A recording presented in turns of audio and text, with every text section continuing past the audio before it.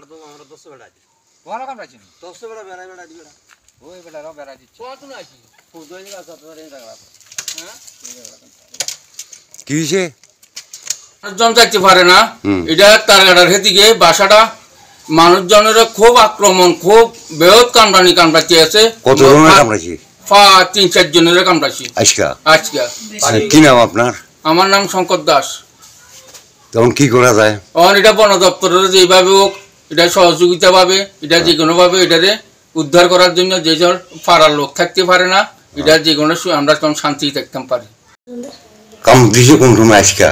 আজকে আমি কিছু জুয়াছি না, এটা আমি যাইতে মারিছি দে বুঝতে তারপর আমি কিছু করছি না, এরপর আমি দুমো দিছি, আমি প্রথম বঙ্গ করে দে, এরপর আমি কিছু করছি না জুয়াই কেন আমি সোজাইতে মারি আমার যে কাম দিয়েছি আমি দুমো দিয়েছি, এরপরে এইটা আমি খের ফুরে এরপরে এইটা করে দিয়েছি, লগে লগে এইটা করে দিয়েছি, আর লগে মধু ঘুরতে আসে লগে লগে দিয়ে দিছি আর কিছু পিছনে আছে আমার চাঁদের থাকনে বাঁচি গেছি, চাদর না থাকলে তাহলে আমার হাসপাতাল লাগতো। আজকা ঘটনা সকালে বাগানে গেছিলাম, বাগানতে আইতে সাইকেলে আসিলাম, কইতে না আজকাল বিতে আইয়া আমার কয়েকশো হোকে, কয়েক হাজার হইব। কি নাম আপনার? চন্দন মজুমদার।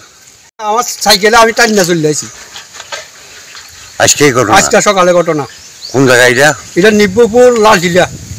কামড়াইছে ওই যে নিব্বপুরের একজন আইতুল পিন্টু তার ভাই আইতুল এগুলো তার ছেলেরও কামড়াইছে। এরপর আমরা পুষ্কুনিত করছি, পুষ্কুনিত থেকে আর রক্ষা পাইতে না, আমরা বাড়ির যে কোনো রকম আগুন টাগুন দিয়ে এরপর তার ইয়ে করে হসপিটাল নিয়েছি।